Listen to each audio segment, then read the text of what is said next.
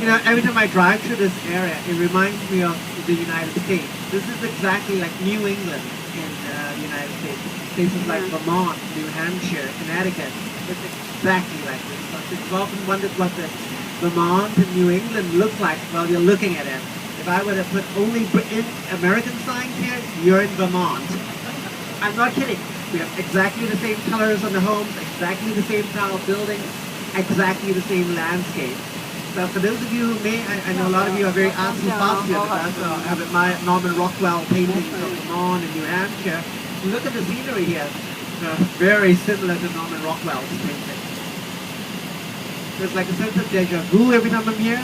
Even though I now live in Seattle, well now home for me is in Seattle, Washington State, and the Pacific Northwest. I grew up in the East Coast in Connecticut.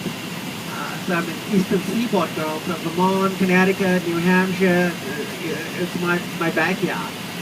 So I moved to Seattle because of my husband, but I grew up in the Eastern Seaboard. So looking at this reminds me of my childhood years. My grandfather's home is pretty much like the home up on the hill on the left, a giant style barn. He raised cattle.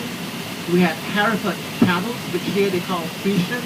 Pretty much like that home there, right there on the left, like my grandfather's place. So he's deceased now, my late grandfather.